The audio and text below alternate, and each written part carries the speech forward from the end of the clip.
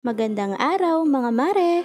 Araw nga ng Sabado ngayon kaya uumpisahan natin ang araw natin ng paglilinis. Dahil nga kapag umupo tayo ng umagang umaga ay tiyak maghapon lang tayong nakaupo at nakahilata. Inuna ko nga pala ang pagsaing at pagpapainit ng tubig, saka ako nagwalis dito sa loob ng bahay. Daily routine na nga pala ito kapag nanay ka na. May sakit ka man o wala, walang day off ang nanay. Kaya kahit anong pagod mo, dapat masaya ka lang sa ginagawa mo para hindi atakihin ng stress yung pagkatao mo. Huwag mo ding pansinin yung mga problema ang pumapasok sa isip mo. Hayaan mong problema ang mamoblema sa'yo. Isinalin ko na nga pala yung pinakaluan kong tubig. Pinakain ko na nga rin pala tong mga alaga naming aso, pato, at mga manok. Mag-aalas 8 pa nga lang dyan ng umaga, pero sobrang init na, kaya naman minamadali kong matapos yung mga gawaing bahay.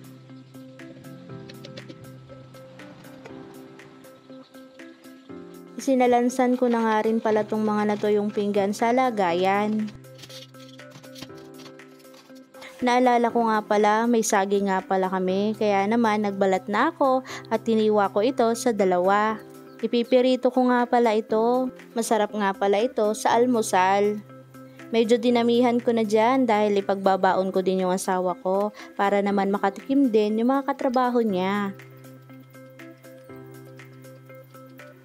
Nang una ko nga niluto itong tusino. Para sa akin nga ay mas masarap nga ito kapag ilalaga muna.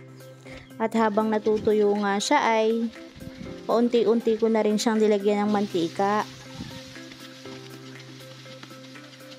At nung luto na nga ay inahon ko na nga.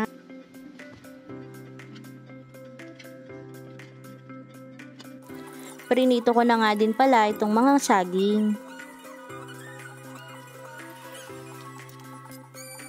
Tinignan ko nga itong mag-ama ko at ang sarap-sarap pa nga ng tulog nila. Kaya naman lumapit na nga ako at kinulit-kulit sila para nga magasing na sila at sabay-sabay nga kaming mag-almusal.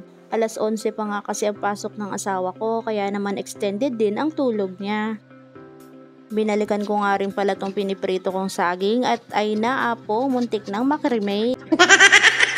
Nagluto nga pala ako ng kunting daing at tuyo. Cheat day nga pala ngayon, kaya naman nagtimpla ako ng kape. Minsan lang naman to mga mare. Madalas kasi ay mainit na tubig na lang yung iniinom namin. At tapos na nga ako sa pagluluto ng ulam mga mare. Kaya naman tinawag ko na yung mag-ama ko at iyan nga, kakain na nga kami. Tara, kain tayo mga mare. Ang sarap sa pakiramdam mare kapag sabay-sabay kayong kakain ng pamilya mo. Dahil napag-uusapan nyo yung mga plano nyo sa buhay, pati nga panaginip ko na ikwento ko na. Pagkatapos namin kumain mga mare at nang makapasok na rin ang asawa ko sa trabaho, ay naisipan kong ang hugasan itong lagayan ng mga plato. Marumi at maalikabok na rin kasi.